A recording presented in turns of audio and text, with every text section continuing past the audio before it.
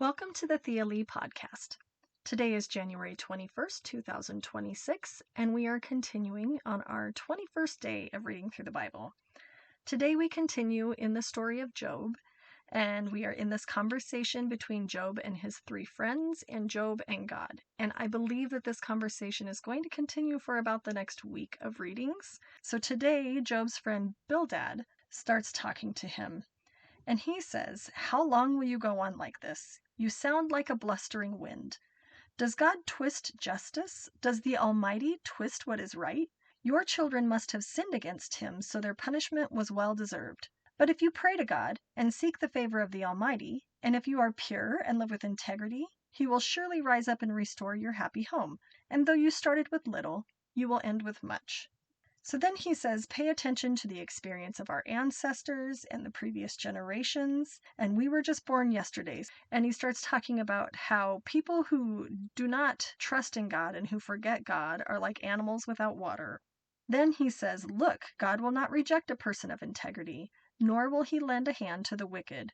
He will once again fill your mouth with laughter and your lips with shouts of joy.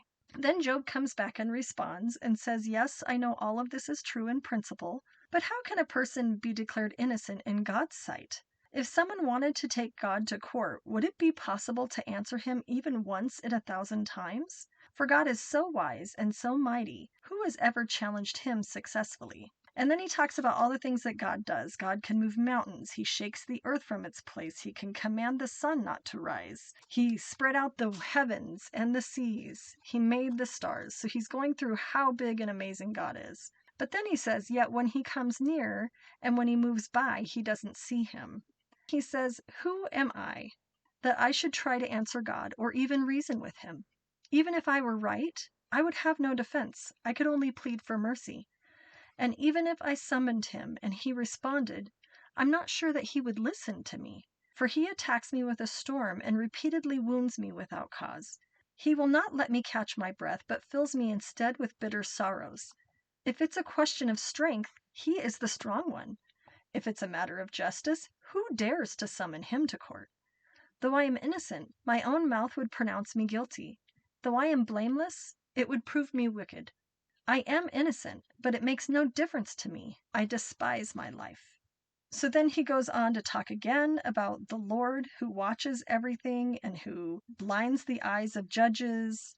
He talks about how fleeting life is and how quickly it flies by. And then he says, God is not a mortal like me, so I cannot argue with him or take him to trial. If only there was a mediator between us, then someone could bring us together and they could make God stop beating me. And then Job starts pleading to God. I am disgusted with my life. Let me complain freely. My bitter soul must complain. I will say to God, don't simply condemn me. Tell me the charge that you are bringing against me. What do you gain by oppressing me, and why do you reject me? The work of your own hands, while smiling in the schemes of the wicked. You formed me with your hands. You made me, yet now you completely destroy me. Tell your real motive. But then he said, even if I'm innocent, I can't hold my head high because I am filled with shame and misery. Then he asked, why didn't you just let me die at birth? It would be as though I had never existed, going directly from the womb to the grave. I've only a few days left, so leave me alone that I may have a moment of comfort. Then Job's friend Zophar responds, shouldn't someone answer this torrent of words? Is a person proved innocent just by a lot of talking? Should I remain silent while you babble on? When you mock God, shouldn't someone make you ashamed? You claim that my beliefs are pure and I am clean in the sight of God. But if only God would speak, and if only he would tell you what he thinks. If only he would tell you the secrets of wisdom, for true wisdom is not a simple matter. Listen, God is doubtless punishing you far less than you deserve.